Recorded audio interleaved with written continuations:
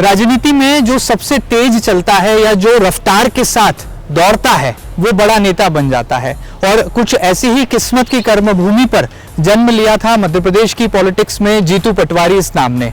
आज वो मध्य प्रदेश के पूर्व कैबिनेट मंत्री तो हैं ही, बल्कि विपक्षी दल कांग्रेस के मीडिया विभाग के अध्यक्ष भी हैं। आने वाले दिनों में बहुत सारी चुनौतियां विपक्षी दल के सामने भी है और वर्तमान देश के जो हालात हैं, कोरोना संक्रमण काल के दौरान जनता जिस तरह से लॉकडाउन के दौरान अपने घर की चारदीवारी में बंद है, तमाम चुनौतियां हैं राजनीतिक दलों पर और राजनेताओं के कंधों पर है जनता के सरोकार वाली राजनीति का जिम्मा। ऐसे में खरी खरी बात करेंगे, सीधी बात करेंगे और जानने समझने की कोशिश करेंगे कि आखिर पूर्व मंत्री जीतू पटवारी के दिल में क्या है। जीतू जी, सबसे पहले बहुत बहुत स्वागत है आपका एमपी न्यूज के स्पेशल सेगमेंट में। ऐसा कहा जाता है कि ये वो दौर है जब शताब्दियों के बाद ऐसा अवसर आया है कि मनुष्य मनुष्य से दूर है, मानव मानव से दूर हो रहा है। हम सोशल डिस्टेंसिंग का पालन कर रहे हैं, फिजिकल डिस्टेंसिंग का पालन कर रहे हैं। देश में जो चुनौतीपूर्ण हालात हैं, इसे लेकर आपकी पहली टिप्पणी क्या है, आपके मन में क्या ख्याल आता है?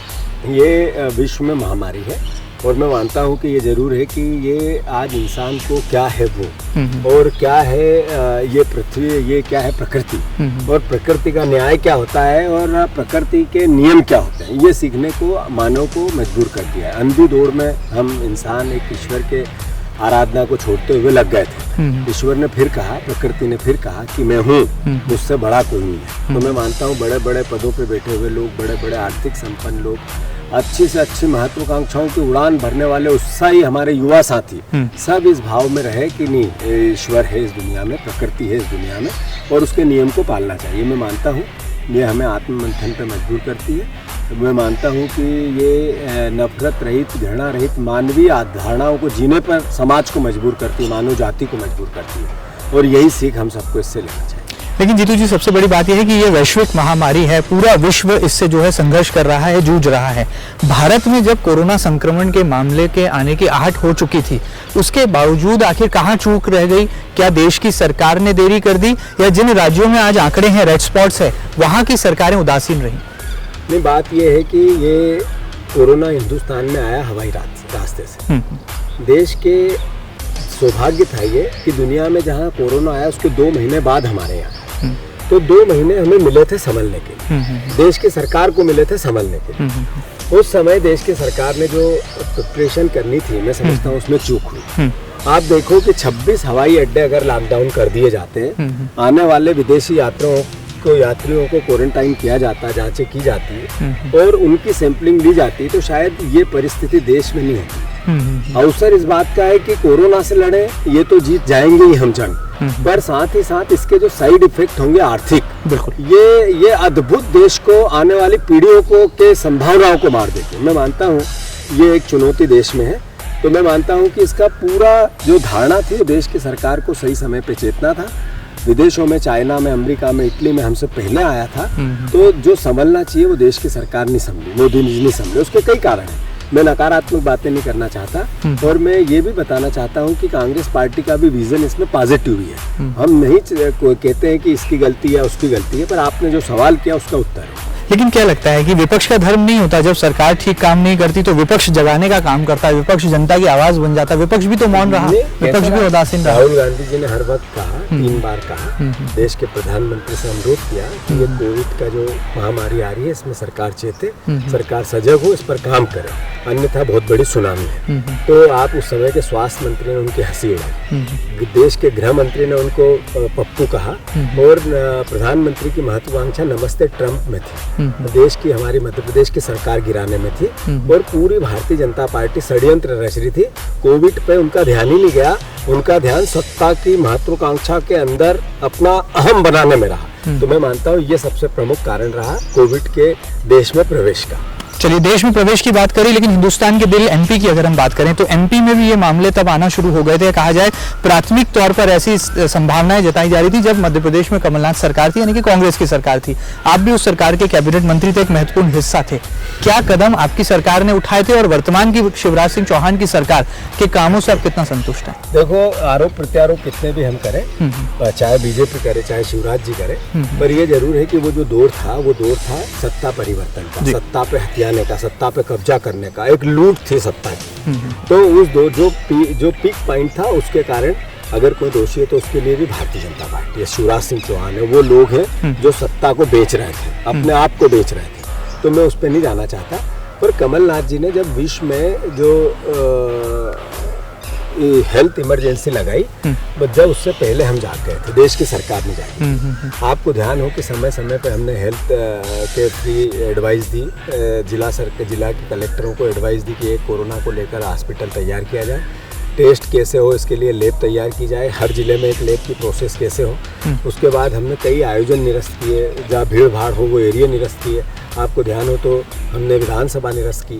तो ये सब बातें जब मध्य प्रदेश के मुख्यमंत्री जो आज हैं वो कहते थे कि क्या भविष्य वक्ता है कांग्रेस के लोग, कमलनाथ जो इस तरह की कोरोना को लेकर बातें करते हैं, हंसी उड़ा रहे थे। एक मंत्री जो स्वास्थ्य मंत्री अभी बने, कोरोना डरोना इस तरह की बातें। लेकिन आपके जब मुख्यमंत्री तत्कालीन मुख्यमंत्री कमलनाथ जी का भी एक बयान है, मीडिया के कैमरों पर ऑन रिकॉर्ड है कि पहले सियासी कोरोना से तो निपट लें फिर कोरोना की बात करेंगे। ये खुद मध्य प्रदेश के तत्कालीन मुख्यमंत्री कमलनाथ जी ने कहा था। क्या सफाई है? कमलनाथ जी ने क्या कहा ये अलग बात है, पर किया क्या? सीरियसनेस कहाँ थी? ना पॉलिटिशियन में सीरियसनेस नहीं होती तो फिर वो विधानसभा सत्र क्यों स्थगित कराते हैं? सीरियसनेस नहीं होती, वो तो सरकार गिरने का भी तो डर था ना। तो आईफा अवार्ड इंदौर में हो रहा था जिससे मध्य प्रदेश का चेहरा विश्व में चमकता।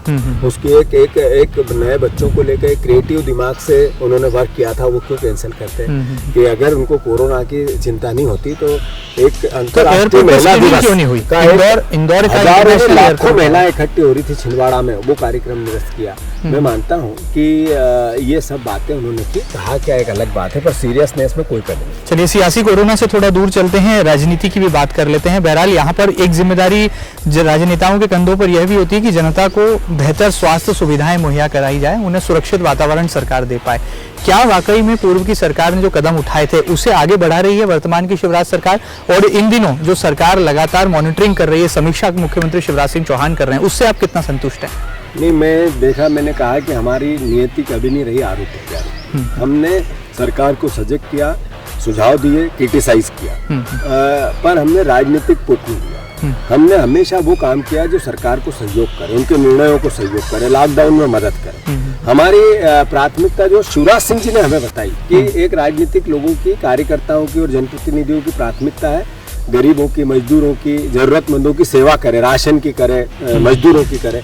तो फिजिकली हम हमारे से जितना बना उतना किया, ज्यादा से ज्यादा किया। कांग्रेस पार्टी पूरी समर्पित रही। पर आप देखो कि शिवराज सिंह जी ने जैसे ही सत्ता संभाली, वो एक दिन भी इंदौर जैसे पश्चिमी क्षेत्र में नहीं आए। मैंने कई बार उनसे आग्रह किया, चिट्ठियां लिखी, ट्विटर पे बात की, और भी तरह तरह के जो आज के सोशल वर्किंग होती है वो सब की। आज तक स्वास्थ्य मंत्री नहीं आया। स्वास्थ्य मंत्री भारतीय जनता पार्टी शिवराज सिंह जी चौहान, सबकी गतिविधि लॉकडाउन के विपरीत चलती है। मतलब आपको लगता है मैं मानता हूँ मैसेज देने वाली बात। क्या एक जनप्रतिनिधि, एक मुख्यमंत्री, एक सरकार ये जनता से अपील करे कि आप लॉकडाउन में घर में रहो, नहीं तो डंडे हैं, सरकार का कानून है, FIR है, और पूरी सरकार लग गई कि हम लॉकडाउन की उधेड़-बुन करें, अलग अलग तरीके से करें। तो ये इनके संस्कार प्रदेश की सरकार जनता देख रही है। हमारी तो आशा है, उनसे अपेक्षा है कि वो जैसा खुद व्यवहार करे ऐसा जनता से करे। मतलब आपका कहने का मतलब है कि मध्य प्रदेश के मुख्यमंत्री शिवराज सिंह चौहान को कोरोना से डर लगता है, इसलिए वो इंदौर रेड स्पॉट नहीं आ रहे। मैं मानता हूं कि शिवराज सिंह जी का मानस ही नहीं है कि मैं कोरोना से डरूं। शिवराज जी का मानस है कि ऑटो मूड पे कोरोना को उन्होंने छोड़ दिया। जो जिएगा वो जिएगा, मरेगा वो मरेगा, हर आदमी को कोरोना होना और निकलना है, ये उनकी ऐसी मनोस्थिति बनती है। अगर उनका मतक के ऐसा होता है कि मुझे कोरोना से निपटना है, तो वो इंदौर आते हैं, समीक्षा करते हैं, मीटिंगें लेते, आनंद फानन वो अधिकारी जो लगातार यहाँ बने हुए थे उस दौरान उनको बदलते नहीं। उनकी तो सिर्फ पॉलिटिकल मैनेजमेंट की एक अपेक्षा रही, मेरी सरकार कैसी बनी रहे, मैं मुख्यमंत्री कैसे बनूं। पॉलिटिकल मेरा जितने भी जो मेरे मोटिव है वो कैसे प्ले हो, उस पर उनका फोकस है। उनका कोरोना पे फोकस नहीं है, जनता पे फोकस नहीं है, और उनकी मनोस्थिति नहीं है, विचलित जैसे दिखता है। आपकी मनोस्थिति क्या है? आपका फोकस किस पर है? कांग्रेस पार्टी का फोकस आखिर किस बात पर है? कांग्रेस पार्टी का फोकस शुरू दिन से, पहले दिन से, जिस दिन कोविड आया, सोनिया गांधी ने एक संदेश दिया कि हमें सरकार के साथ रहना है, कार्यकर्ता वो काम सब करे जो सरकार चाहती है, नए नियम चाहते हैं, कानून चाहते हैं, लॉकडाउन के पालन करें।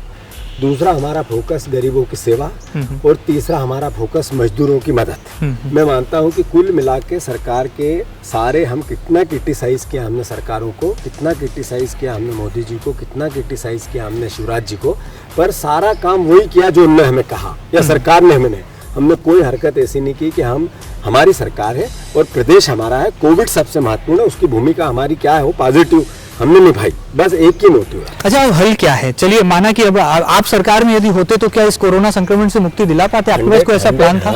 क्या प्लान था आपके पास? जैसा राहुल जी ने कहा कि सबसे पहले कोरोना चाइना में आया जब हम जाके, और सबसे पहले चाइना के सबसे ज़्यादा लोग अमेरिका जाते हैं, इटली जाते हैं या अन्य ऐसे यूरोपियन देशों में जाते हैं, जैसे यूके जाते हैं, तो वहाँ से आने वाले जितने लोग हैं उनको क्वारंटाइन करके उनकी जांच करके देश में प्रवेश दिए जाए। हवाई यात्राओं पर पूरी तरीके से फोकस किया जाए। ये राहुल जी ने चिट्ठी लिखकर अलग अलग तरीके से सरकार को उस समय बताया, फोकस ये होता है। उसके बाद लार्ज स्केल पे देश भी चलता रहता और आर्थिक सुनामी भी नहीं आती, लोगों की रोजगारी भी नहीं जाती, और हम इस कोविड से कैसे लड़ सकें इसका एक प्लान होता, उस पर काम होता, जिसमें पर्टिकुलर हॉस्पिटल्स बड़े शहरों में जहाँ बड़े एयरपोर्ट हैं उन्हीं लोगों को वहाँ रखा जाता है। जहाँ जहाँ हर जिले में एक ऐसा हॉस्पिटल बनाया जाता है, क्योंकि एयरपोर्ट पे अगर कंट्रोल कर लिया जाता तो शहर में शायद नहीं आता।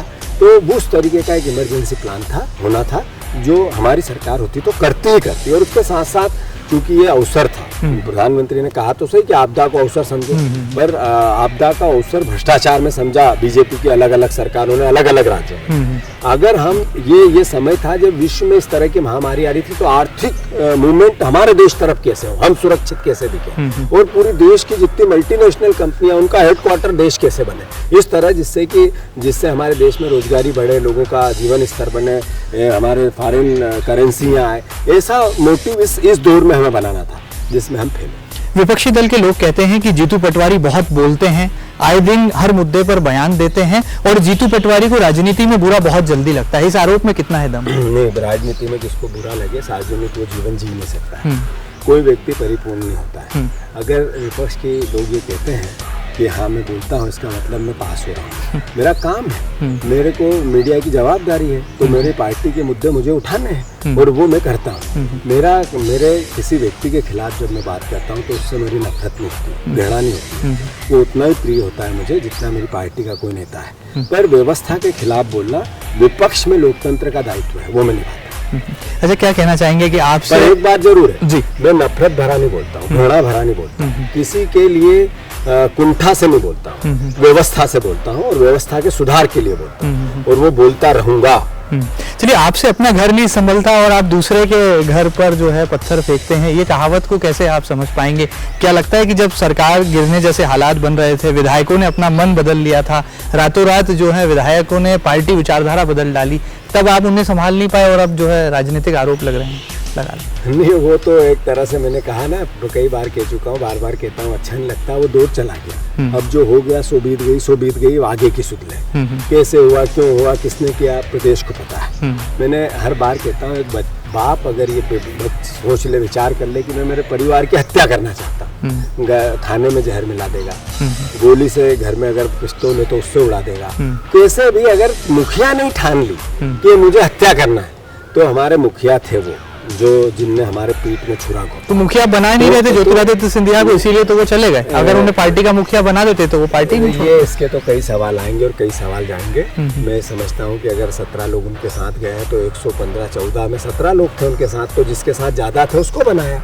घर परिवार के सदस्य जिसने कहा कि हम ज्यादा लोग इसके साथ हैं, हम इस पे भरोसा है, तो उसको लोकतंत्र क्या है? लोकतंत्र ऐसा तो नहीं कि 14 लोगों में बना दे और 100 लोगों को छोड़ दे, ये तो नहीं हो सकता है। तो मैं मानता हूँ ये प्रदेश समझता है कि क्यों गए, कैसे गए, किस लिए गए, तो अभी धीरे धीरे और बढ़ते जाएगी, ये पता चल जाएगा कि झांसी की रानी की हत्या क्यों की भाई, इस देश में क्यों, पता नहीं है क्या किसी को। लेकिन जब तक आपकी पार्टी में थे, जब तक आपको झांसी की रानी याद नहीं, जब तक वो आपकी पार्टी में थे, ज्योतिरादित्य सिंधिया तक झांसी की रानी याद नहीं। इसका उत्तर दूंगा, पर ये पहले होने दे।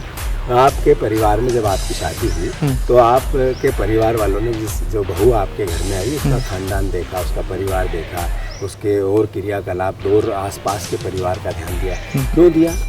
इसलिए दिया कि बहू घर में आए, संस्कारिता आए और परिवार का ध्यान रखे, इसीलिए दिया। हमने जो भावना बनी हमारी, वो हम चूक गए, हम नहीं देख पाएंगे, गलती है कांग्रेस। मतलब सास बहू की खूबियां और खामियां नहीं समझ पाए। हाँ बिल्कुल, खानदानी हमारी जो हमें देखना था कि ये तो झांसी की रानी वाला परिवार है, इसको मुखिया कैसे बना है, डिक्टेटर है, ये ध्यान देना था कांग्रेस पार्टी ने, वो चूक हुई। उस कारण से हमें ये दिन देखने पड़े।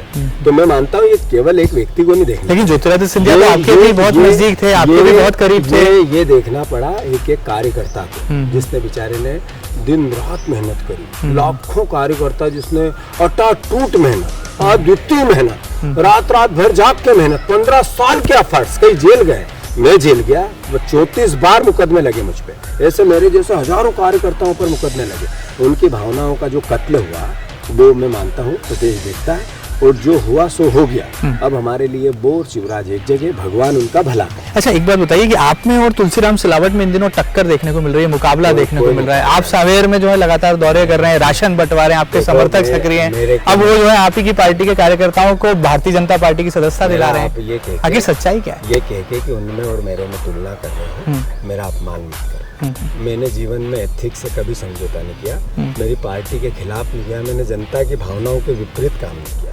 जिस उद्देश्य के लिए मुझे जनता ने चुना उसको काम को किया, मैं भिका नहीं कर। चलिए, 24 विधानसभा सीटों में उपचुनाव जहां पर होने हैं, वहां की तस्वीर आपको क्या नजर आती है? चूंकि आप एक कांग्रेस पार्टी के एक जिम्मेदार नेता हैं, पूर्व मंत्री हैं और मीडिया विभाग के अध्यक्ष भी हैं, लिहाजा क्या आकलन है, क्या एनालिसिस है आपका? जितने सर्वे नए सिरे से आप लोग कर रहे हैं, जितने हम अलग अलग विधानसभाओं में हमारी अपनी एक प्रिपरेशन कर रहे हैं, मैं समझता हूं कि सब सीटों पर कांग्रेस अपर साइड है। तो मैं मानता हूं कि किसी भी हालत में हम 22 से ऊपर सीटें, 21, 22, 23 सीटें जीतेंगे ही जीतेंगे, हर हालत में जीतेंगे। किन मुद्दों के आधार पर जीतेंगे? जो किसानों की कर्जमाफी की बात आप कर रहे थे, उसे लेकर तो बीजेपी लगातार काउंटर। 15 में क्या आप बताओ, इंदौर शहर में जो माफियाओं के खिलाफ युद्ध चालू किया था, गलत था? 15 साल तक जिनको प्लाट नहीं मिल रहे थे, इन लोगों को प्लाट मिलना चालू हो गए थे, गलत था? इंदौर शहर में आपका जो बिल है बिजली का, आज कितना आया इस महीने का, जरा आप आकलन कर लो। और जब कमलनाथ की सरकार थी 150 रुपया 150 यूनिट, क्या वो गलत था? 150 रुपया 15 साल में 300 रुपया गरीबों की पेंशन की, और एक ही साल में वो एकदम से 600 कर दी, क्या गलत किया?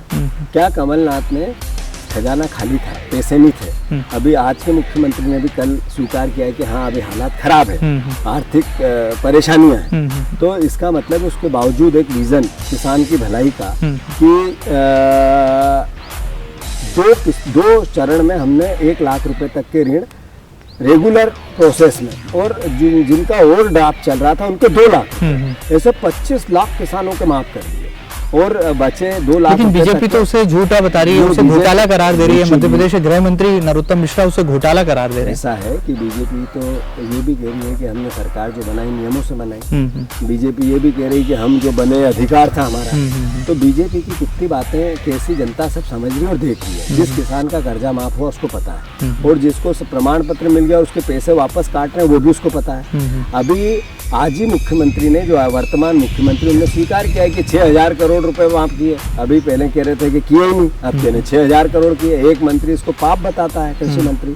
तो इनकी नियत किसानों के प्रति क्या है जनता ने देखी है। आप इन्होंने गोली मारी थी किसानों को, 5000 मुकदमे इनने ही लागू किए थे किसानों के बच्चों पे। किसानों का तुलाई में अभी कितनी परेशानी आ रही, बारदान से लगा के सब पता है। किसानों के प्याज खेतों में पड़े हैं, यही सरकार है। पहले भी प्याज फेंकने पड़े थे इसी की सरकार में, मैं कंधों पे प्याज लेके जाता था जब भी यही सरकार थी। अभी भी मुझे कंधों पे फिर भारी प्याज उठाने पड़ेंगे, इन्हीं की सरकार में उठाऊंगा। फिर ये गोली चलाएंगे तो मेरा ही सीना रहेगा, किसान के बेटे का ही सीना रहेगा। ये सब बातें प्रदेश की जनता जानती है, और 24 सीटों पे इसका आकलन भी होगा और इनका हिसाब भी होगा, और इनको मुंह तोड़ जवाब भी जनता देगी। ये चुनाव कांग्रेस या बीजेपी का नहीं है, ये चुनाव जनता और बीजेपी का है, जनता और बिकाऊओं का है, जनता और दोगलों का है, जनता और पीठ में छुरा भोंकने वाले गद्दारों का है। अच्छा, चलिए बताइए, जब ये कोरोना संक्रमण काल चल रहा था तब जनप्रतिनिधि अपना दायित्व निभा रहे थे, आपने क्या दायित्व निभाया? राऊ क्षेत्र जिसे आप अपना परिवार कहते हैं, वहाँ की जनता को क्या क्या सुविधाएं आपने पहुंचाई, कैसे पसीना बहाया आपने? अभी भी आप मेरे साथ यहाँ से उठ के चलेंगे तो एक पूरी पंचायत में 3-4 हजार पैकेट वितरण चल रहा है, वहाँ 5 मिनट जाए। ये काम ईश्वर द्वारा निर्मित काम है, किसी को अनुदान कर। मेरे को ईश्वर की, मेरे माता पिता के संस्कार के, उनके आशीर्वाद की इतना कृपा रही कि मैं इसको हिसाब में बता के छोटा नहीं होना चाहता। पर मैंने हमेशा कहा कि जिसने जो कहा वो मैंने करने की कोशिश की, और मैं पास हुआ। ईश्वर ने मुझे मार्ग दिया, इतना कैपेबल बनाया। मैं मानता हूँ कि पूरी राव विधानसभा में हमने भरपूर पूरा जो मेरा समर्पण था उससे काम किया, और उसके अलावा भी 5 नंबर में, सांवेर में और इंदौर के कई क्षेत्रों में जिसने जो बोला उसको वो मैंने अवेलेबल कराने की कोशिश की। और अभी भी 25,000 पैकेट हमारे पास रखे हैं जो आने वाले समय में भी, और ज़रूरत लगी तो और बनेंगे। तो मैं मानता हूँ कि लगातार हमारी प्रोसेस चल रही है और एक एक कार्यकर्ता हमारे विधानसभा का, कांग्रेस पार्टी का, और हमारी विधानसभा में भारतीय जनता पार्टी के वो नेता जो मेरे सामने चुनाव लड़े, हम सब मिलके काम किया। इसमें कोई श्रेय या मेरा और तेरा नकारात्मक मैं समझता हूँ बात करना भी गुनाह है, और वो ईश्वर की आराधना को एक तरह से उसका अपमान है। हम सब ने मिलकर किया और मैंने भी किया, कोशिश पूरी हुई, पर इसका श्रेय लेने की प्रोसेस मैं समझता हूँ जो करेगा वो छोटा हो जाएगा, और मैं छोटा नहीं होना चाहता। चलिए, आप मध्य प्रदेश के पूर्व उच्च शिक्षा मंत्री हैं, खेल युवा कल्याण विभाग के मंत्री हैं, वो कौन से काम है जो अधूरे रह गए? आपको लगता है कि एक मौका और मिल जाता तो ये जरूर पूरा कर लेते? मौका तो अभी फिर मिल ही जाएगा। अभी क्या बाकी रह गया जो पूरा करना है? महीने में फिर मौका मिलेगा। हमारे किसानों की कर्ज माफी फिर से हम पूरी करेंगे। आने वाले समय में अब गरीब के लिए जो कि न्याय योजना है उस पर काम कैसे हो उस पर विचार करेंगे। किसान को फिक्स इनकम कैसे बने इस पर एक पर्टिकुलर प्लान करके हमारे पास 15-12 महीने काम करने के थे। हमारा तो कोई काम पूरा हुआ ही नहीं बेसिक इस तरीके से, तो हमारी तो योजनाएं चालू की थी, और उन चालू योजनाओं को अगर 2 साल 1 साल मिलता तो और जनता में वो उस तरीके से मूवमेंट करती। पर जितने दिन मिले उसमें भी जो प्लेसमेंट हुआ, कमलनाथ को जनता मध्य प्रदेश की याद करेगी। और इस बार जो 24 चुनाव होंगे उसमें कमलनाथ के नाम पे, उनके काम के नाम पे, उनके व्यक्तित्व के नाम पे भी वोट है, और वही एक आधार है कि हम बहुत भारी बहुमत से जीतेंगे। अच्छा, ये बताइए कि राजनीति में कहा जाता है कि किंग मेकर बड़ा होता है। दिग्विजय सिंह जी के बारे में कहा जाता है कि उनके सबसे ज्यादा विधायकों से संपर्क रहते हैं, सबसे ज्यादा समर्थक उनके जो है टिकट पाते हैं, और सरकार बनाने में भी वो भूमिका निभाते हैं। लेकिन यहाँ पर कहाँ चूक हो गई कि दिग्विजय सिंह जैसे चाणक्य नेता भी नहीं समझ पाए? अब उनकी रणनीति कितनी काम कर रही है? क्या अभी भी वो साथ है? मैं मानता हूँ कि ये दूर चला गया।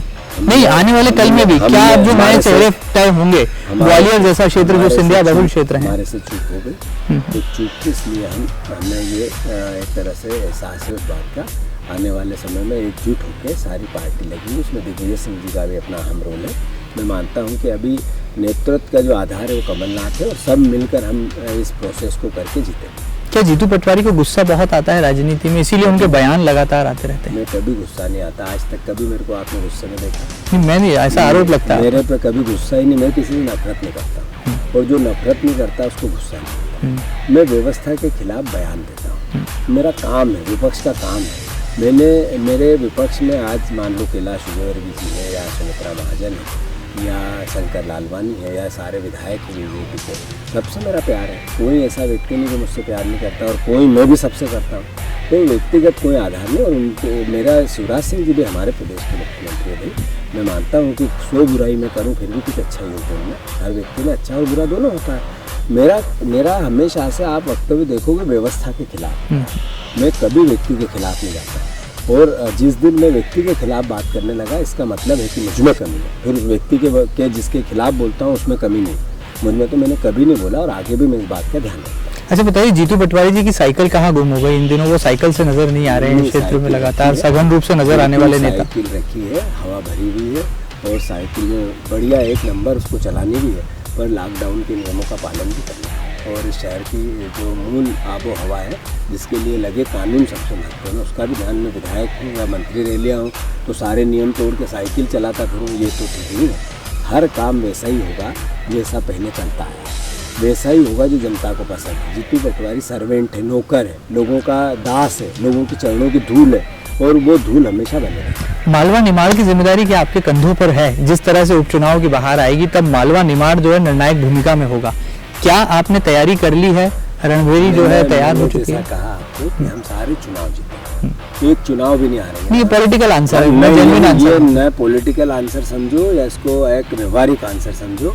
एक सीट का आकलन है। चुनाव क्यों वोट दे उसी व्यक्ति को जिसने थोड़े दिन पहले वोट दिया जिसको, और उसने अपने वोट को, जिस वोट को लिया उसको बेच दिया बिना पूछे उस जनता से, तो फिर से उससे वोट लेना। आप आपके परिवार में जाते हो, पिताजी से कुछ लेते हो, उसका कुछ न कुछ नुकसान कर देते हो, और फिर पिताजी कहते हो कि दो, तो मर्यादा हो तो पिताजी दे भी दे, पर अमर्यादित कृत्य को पिताजी कब तक सहन करेंगे? ऐसे जनता कब तक सहन करेगी? ये जो 5 सीट मालवा की अच्छी सीट है, 6 की 6 बीजेपी हारेगी। और 100% हारेगी। और जब मैं ये हारेगी तब हम दोनों भाई मिलके, फिर मैं आपके यहाँ तो आता ही रहता हूँ, MP न्यूज़ का तो मैं फेवरेट हूँ, हमेशा आऊँगा। अच्छा ये बताइए कि आप ही की पार्टी के कई चेहरों को जो है बीजेपी तोड़ कर ले गई। ऐसा कहा जा रहा है कि राऊ के नेता थे दूलीचंद मुकाती, वो चले गए, रजनीश वर्मा चले गए, ऐसे कई नाम है। सब मेरे तो पटखनी दे दी है तो बोले जीतू पटवारी को। मेरे को भगवान भला करे और अच्छा पटकने खा गया मुझे कोई अच्छा, ईश्वर उनको, भगवान उनका भला करे जो गए। मैं मानता हूँ कि चूंकि मैं मेरे राऊ विधानसभा को अपना परिवार कहता हूँ, तो मेरे गांव के हैं, तो 2 लोग अगर मेरे गांव के गए तो मैं मानता हूँ कि ईश्वर उनको, मेरी प्रार्थना है कि उनका भला अपनी आपकी विधानसभा तो सुरक्षित है ना? वो जिस उद्देश्य के लिए गए उनका उद्देश्य पूरा। आपकी विधानसभा सुरक्षित है, आपकी कर्मभूमि सुरक्षित है। अगली बार चुनाव होगा तो आपको ऐसा 3 साल बचे, उसमें 3-3.5 साल जब होगा जब बता देंगे। अच्छा ये बताइए कि आप जल्दबाजी में क्यों रहते हैं? जीतू पटवारी जी के बारे में कहा जाता है कि उन्हें सांसद भी बनना है, मंत्री बनने के बाद ऐसा कहा जाता है कि वो तो आने वाले भविष्य के मुख्यमंत्री के चेहरे भी हैं। कई बार कहा जाता है कि पार्टी के प्रदेश अध्यक्ष के तौर पर भी उन्हें देखा जाता है। आप हमेशा जो है विकल्पों पर क्यों फोकस करते हैं? आपके समर्थक कहते हैं, तमाम राजनेता हैं, इस तरह की बातें कहते हैं। दिल की बात जानना चाह रहा हूँ मैं, तो आपके दिल में क्या है? मेरे दिल में ये है कि मैं पार्टी जो काम दे उसको ताकत से करूँ, मेहनत से करूँ, जनता के हित में करूँ, अच्छा इंसान बन के करूँ, और कभी भी कल क्या मिलेगा उसकी चिंता बना करे, आज क्या है मेरे पास उस पर काम करूँ। और मैंने, आपने मेरा, आप भविष्य की बातें कर रहे हैं, मेरे इतिहास या हिस्ट्री की बात करोगे तो मैंने वर्तमान को ही जिया है। जब जो मिला उसको जिया है, वैसे ही जिया, और विनम्रता से जिया, पैर छू के जिया, कभी अहंकार नहीं आने दिया। तो मैं मानता हूँ कि अहंकार रहित, पर अहंकार और निडरता में एक अंतर है। निडर भी हूँ मैं, अहंकार नहीं आने दिया पर डरा भी नहीं किसी से, उस तरह के भाव के साथ काम किया और आगे करता रहा। क्या आप ही की पार्टी के कई नेता आपसे घृणा करते हैं क्योंकि बहुत कम उम्र में जीतू पटवारी ने कैबिनेट मंत्री का दर्जा भी पा लिया और जनता के बीच में लोकप्रियता भी हासिल कर ली? क्या इन तमाम बातों में सच्चाई है? राजनीति में इस तरह की बात है, कोई किसी से प्यार करता है, कोई किसी से थोड़ी दूराभास रखता है, होती हुई प्रक्रिया। इसके लिए कभी चिंतित नहीं होना चाहिए। हमारा धर्म क्या है? हमसे जो प्यार करे उससे भी प्यार करना, और हमसे जो नफरत करे उससे भी प्यार करना। आप देखोगे मेरे सामने जो चुनाव लड़ते हैं, मैं उनसे प्यार की बातें करता हूँ, उनके घर जाता हूँ, चाय पीता हूँ, कभी नफरत। आज तक मैंने मेरे सामने जो चुनाव लड़ा उसकी कभी नेगेटिव बात की हो तो आप बताओ, कोई बयान आया तो बताओ, प्यार की बात की। तो फिर एक व्यक्ति सबसे ज़्यादा नफरत किससे कर सकता है? जिससे वो सामने लड़ता है। जब मैं उसी से कभी कभी कोई घृणा नहीं रखता हूँ तो नेचुरल है, सामान्य प्रक्रिया है। इसलिए मैं मानता हूँ सार्वजनिक जीवन में हमेशा अहंकार रहित, नफरत रहित अपना लाइफ स्टाइल बनाना चाहिए, और मैं उसकी कोशिश करता हूँ। अच्छा ये बताइए, कांग्रेस ही जानना चाहते हैं कि पूर्व मंत्री जीतू पटवारी जी का प्रेमचंद गुड्डू जी से क्या प्रेम है कि उनकी कांग्रेस में वापसी की पटकथा भी आपने लिखी और बहुत जल्दी आप उन्हें पार्टी में सदस्यता भी दिलाने वाले हैं। गुड्डू तो कांग्रेस ही थे, वो तो भाजपा ही थे। अभी फरवरी में उन्होंने कहा कि मुझे मिस्टर विभीषण के कारण जब मेरे साथ अन्याय हो रहा था तो मुझे छोड़नी पड़ी, और ये इतिहास बताता भी है। अब चूंकि वो उधर चले गए तो मुझे इधर आना पड़ेगा। तो आप उन्होंने जब पार्टी से मंशा जाहिर की, उन्होंने 3 महीने पहले की, आज नहीं की, या चुनाव आए जब नहीं की, या ये चले जाएंगे ये आभास भी नहीं था, 3 महीने पहले की। तो पार्टी विचार कर रही थी, पार्टी विचार करके निर्णय ले लेगी जल्दी से। मतलब प्रेमचंद गुड्डू सांवेर का चुनाव कांग्रेस पार्टी से ही लड़ेंगे? अगर पार्टी निर्णय लेगी लड़ेंगी। पर पटकथा तो आपने लिखी है? नहीं, मैंने कुछ नहीं लिखा, सब पार्टी ने, कमलनाथ जी ने लिखी, उनके नेतृत्व में सब। अच्छा ये बताइए कि जनता को कितना समय दे पा रहे हैं इन दिनों, चूंकि लॉकडाउन में है, जनता के बीच तो पहुंच रहे हैं? जिस भी जहाँ भी आवश्यकता होती है मैं खुद जाता हूँ। अभी भी यहाँ से उठ के 4-5 गाँव के दौरे करूँगा, क्योंकि जनता इकट्ठी नहीं हो सकती है, इनको इकट्ठा करना नहीं चाहिए।